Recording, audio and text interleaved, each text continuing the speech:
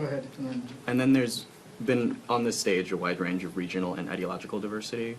Democrats have already offered some, solutions for plans to build more housing. Others have offered, solutions like rent freezes, for instance.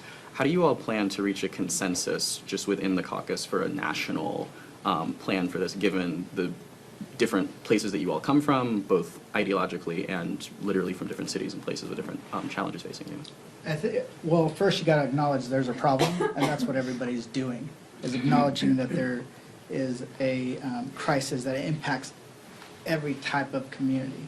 And then if you look at the polling, the people that think that there's problems are folks with college degrees, no college degrees, people who are in cities versus in rural areas, people that are young and old. So there is a consensus emerging. Additionally, we have to build more. And one of the things that we're going to have to do is continues to have this conversation and decide how much we're going to invest and if it's going to continue to be at the top of a legislative agenda. And the struggle when you pass, like I think Ritchie was here during Build Back Better, it was housing that got cut out in the Senate. So we're trying to make it so that when the next time we take the majority, that housing doesn't end up on the cutting room floor. But there is more agreement than you would think. Brad Schneider and Greg Kassar might not always see the solutions the same, but they know that we got to build our way out of this problem as well. And then Ritchie, he talks about public housing, because no matter what we do, people are going to be living in the housing that we built years ago in my district, in his district, across the country. That has to be invested in. So that consensus is emerging. But in the end, it depends on how much we can actually get.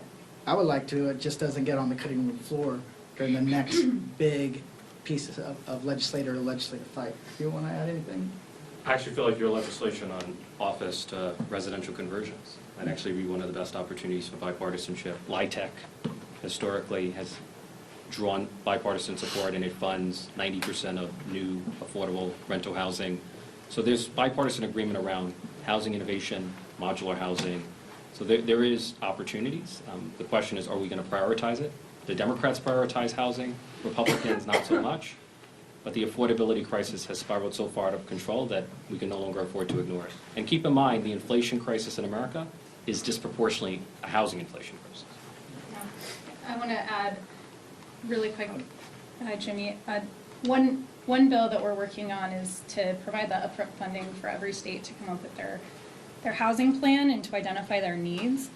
When you have, it's going to take the federal, state, and local governments working together to identify the gaps in their own states, bringing the financial incentives for the private investors, for the developers, also the upfront costs, the upfront investments from the federal government, and trying to meet those unique population needs. In Colorado, I already hit on this a little bit, but we have very few options for senior housing, and it's a huge problem for everybody, for our seniors and everybody coming behind them.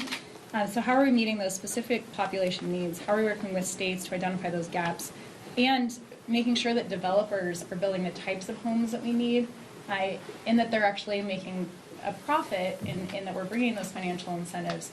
Because what we're seeing is that many of the housing developments are not attainable, they're not affordable, but it's because if you're going to make the upfront cost, the time, it has to be worth it in the profit that you're making. And so we need to play a part at the federal level. We also need to invest in new types of technology. I visited in Chaffee County, the first 3D printed home in Colorado. And what are we doing to incentivize on new technology, also reducing costs to make sure that we're building resilient homes, as we've seen an increase in hail damage across the country that has brought skyrocketing costs for insurance.